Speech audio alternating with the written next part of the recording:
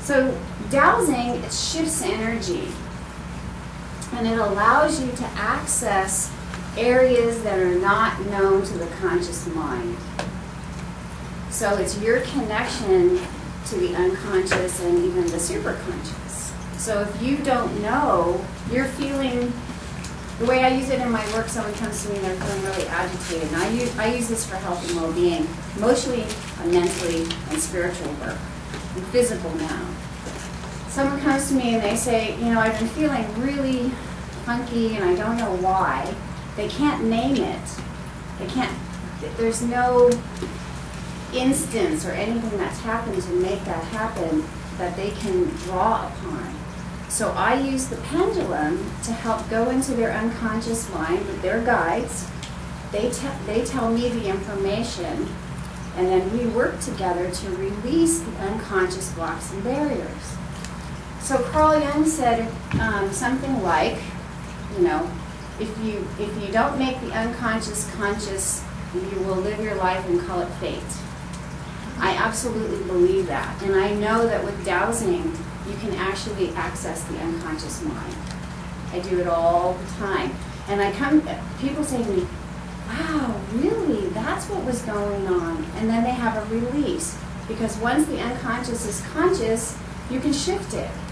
But until you actually access what's kind of locked up in there and keeping you from going where you want to go or being who you want to be, our goal is to be bigger, wider, grander, more loving, more kind, and of service.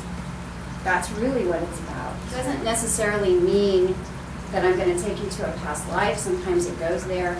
I find the story is not as important.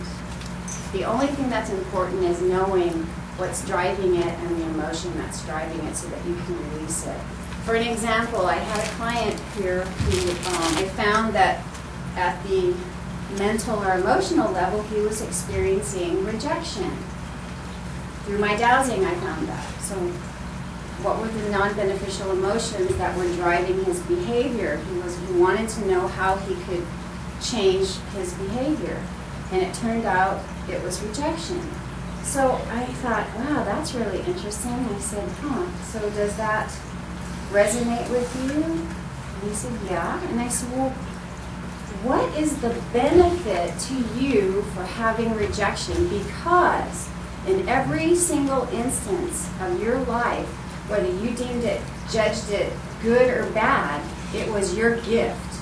You 50% participated in it for sure. So look at it as a gift and a learning experience, and not something negative that happened. Because it's happening to you for two reasons. Either you're to make a life change, right? You're supposed to make a change somehow if it's affecting your physical, mental, emotional, or spirit bodies. You got to make a change or a shift and bring that unconscious to the conscious. So we found out that he was doing rejection. And I said, well, what are you benefiting from that? And of course, the first answer everyone says is nothing. And I thought, really? Look again, because you're hanging on to it for a reason. It's protecting you in some way. It's giving you something. It said strength. I said, wow, rejection equals strength. How does that sound to you? As soon as we said it out loud, I could see his mind clicking, and he said, well, I live by the motto, whatever doesn't kill me makes me stronger. And I said, wow, that's really interesting. So it's a self-fulfilling prophecy. The more rejection you receive, the stronger you get. And you could just see the neurotransmitters in his brain just click, click, click, click, click, click. No, but as soon as it came to the light, he was able to shift it. That's really what it's about. It's about bringing that down. Now, spirit guides are tricky in some way. The key here is for you to love yourself, love yourself, love yourself, and to recognize the divinity within you This is a tool that can help you do that. There are many tools. This is one way. And meditation, and if you follow a guru or you have a teacher or someone like that, that works too. And you can do them together. The thing about dowsing is that if you do it in earnest and you really check in, which is the dowsing mode, you get into a meditative state that allows you to access those realms. When you start dowsing, this is going to open up a whole new realm of emotions, mental, spiritual stuff that you're going to start hitting the ceiling on. Like Betty with her son, that was a little ceiling plateau for her. She was trying to get beyond it, and she was trying to figure out how to get beyond it. The more you shed, the clearer you get, the better channel you're going to be. The better dowser you're going to be.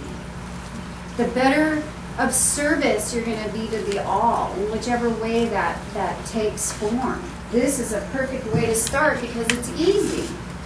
You know, do I have negative enemies in my house? Well, yeah, okay, well, let's get rid of them. We want to keep our energy in our home clean. We want to keep the energy in our energy field and our physical bodies clean. We want to keep the energy around us as clean as possible.